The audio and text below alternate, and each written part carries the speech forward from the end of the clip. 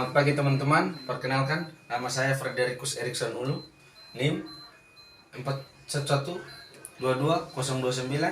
Oke, baik, langsung saja.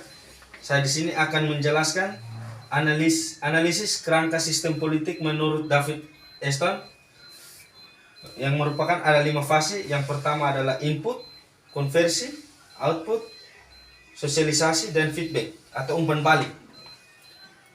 Yang pertama kita mulai di input. Input ini merupakan ada 3 indikator. Yang pertama tuntutan, dukungan, apatis. Yang kedua adalah konversi. Konversi ini adalah di mana proses dari tuntutan, dukungan, atau apatis yang diajukan. Terus yang ketiga ada output. Output merupakan kebijakan atau keputusan. Kebijakan dan atau keputusan ini diambil dari konversi. Setelah melakukan perundingan, mereka akan mengambil kebijakan atau keputusan. Setelah itu sosialisasi. Sosialisasi merupakan kebijakan atau keputusan yang diambil akan disosialisasikan kepada masyarakat, lingkungan luar maupun lingkungan dalam. Sosialisasi tersebut akan mendapatkan umpan balik, yaitu feedback. Oke? Akan mengambil contoh. Yang pertama mulai dari output, yaitu Bapak Kos Kasih Abadi mengeluarkan kebijakan atau keputusan untuk semua anak kos Kasih Abadi agar masuk tidak lewat dari jam 9 malam. Dan keputusan atau kebijakan itu disosialisasikan kepada anak kos yang berupa lingkungan dalam dan tamu-tamu kos yang datang berkunjung kepada saudara-saudara atau teman-temannya yang ada di kos berupa lingkungan luar.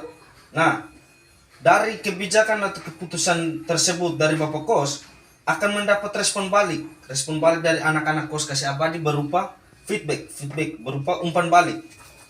Mereka tuntutan bahwa mereka tidak terima untuk batas waktu dan batas pengunjungan dari Bapak Kos dibatasi jam 9 malam. Tuntutan dari anak kos tersebut disampaikan kepada Bapak Kos dan Bapak Kos mulai diskusikan kembali ke anak-anak. Setelah diskusi, Bapak Kos mengeluarkan lagi keputusan atau kebijakan. Bapak Kos mengeluarkan keputusan atau kebijakan, ya oke. Kalau begitu dinaikkan jadi batas masuk kos jam 10 malam dan batas pengunjungan tamu jam 10 malam.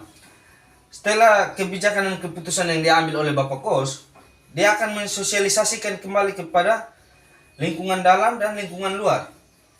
Dan sosialisasi tersebut akan mendapat respon atau tanggapan balik dari anak-anak kos berupa feedback berupa tanggapan balik atas keputusan dan kebijakan yang diambil oleh Bapak Kos.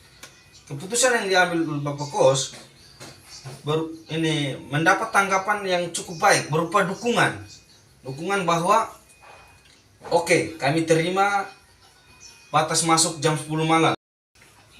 Setelah mendapatkan dukungan atau tanggapan dari anak kos, Bapak Kos memproses kembali dukungan tersebut dan Bapak Kos mengeluarkan kebijakan atau keputusan yang pas bahwa anak kos Kasih Abadi batas masuk jam 10 malam.